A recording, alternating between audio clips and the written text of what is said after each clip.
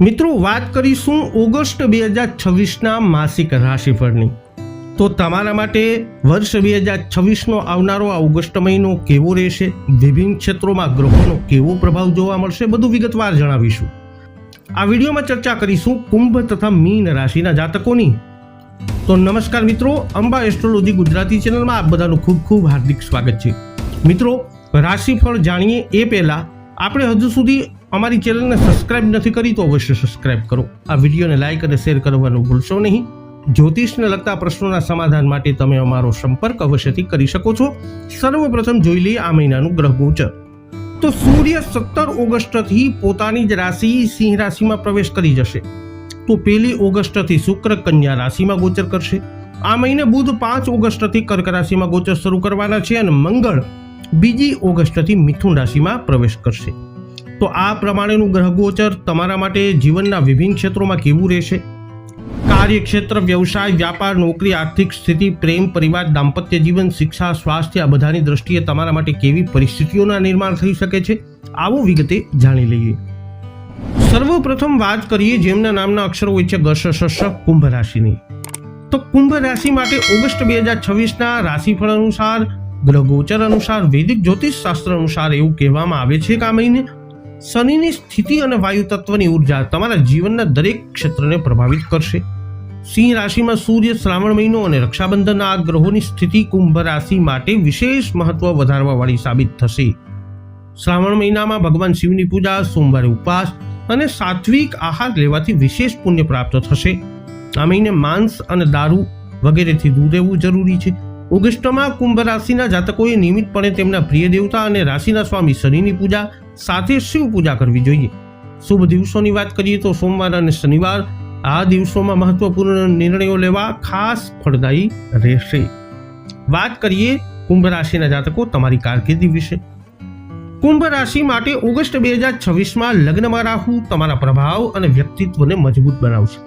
7મા ભાવમાં સૂર્ય ભાગીદારો અને ગ્રાહકો સાથેના સંબંધો મજબૂત બનાવશે। ઓગસ્ટમાં આઈટી, એઆઈ, ડિજિટલ માર્કેટિંગ અને નવીનતામાં નવા પ્રોજેક્ટ ઉપલબ્ધ થશે। વાત કરીએ પ્રેમ અને લગ્ન જીવનની। 5મા ભાવમાં ગુરુ ગ્રહ શ્રાવણ દરમિયાન પ્રેમ અને રોમાન્સ માટે અનુકૂળ પરિસ્થિતિઓ બનાવશે। ચાતુર્માસ દરમિયાન લગ્ન સમારોહ મુલતવી રાખવામાં આવતા હોય છે, પરંતુ તમારા સંબંધોને વધુ ગાઢ બનાવો અને તમારી ભાવનાત્મક પ્રતિબદ્ધતામાં વધારો કરો। રક્ષાબંધન પર તમારા ભાઈઓ અને બહેનો સાથે પ્રેમ અને સ્નેહથી ઉજવણી કરો।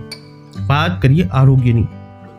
તમારા રક્ત પરિભ્રમણ, નર્વસ સિસ્ટમ અને માનસિક સ્વાસ્થ્ય પર આ મહિને ખાસ ધ્યાન આપો। રાહુ લગ્ન દરમિયાન કોઈ અગમ્ય કે અચાનક સ્વાસ્થ્ય સમસ્યાઓ માટે નિયમિત તપાસ કરાવો।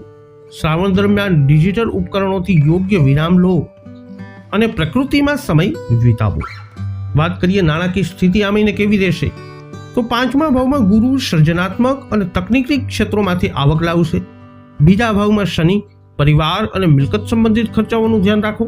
ઓગસ્ટમાં મોટા અને જોખમી રોકાણો કરવાનું ટાળો।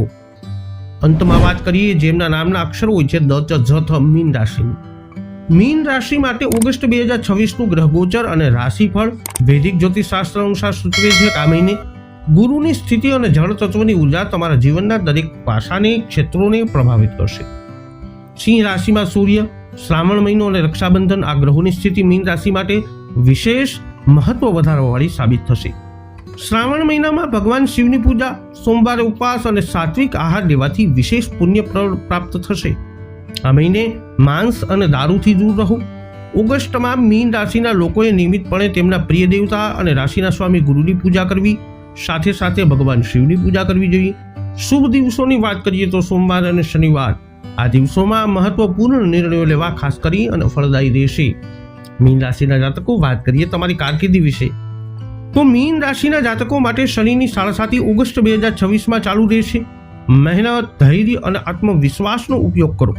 4થા ભાવમાં ગુરુ ઘરેલું વ્યવસાય, રિયલ એસ્ટેટ અને કૌટુંબિક સહાયોમાં પ્રગતિ લાવશે। 6થા ભાવમાં સૂર્ય આરોગ્ય, સેવા અને દૈનિક કાર્ય સંબંધિત ક્ષેત્રોમાં તકો લાવશે। વાત કરીએ પ્રેમ અને લગ્ન જીવનની। શનિ તમારા લગ્ન રાશિમાં હોવાથી તમારા જીવનસાથી સાથે ધીરજ અને સમજદારીથી વર્તન કરજો।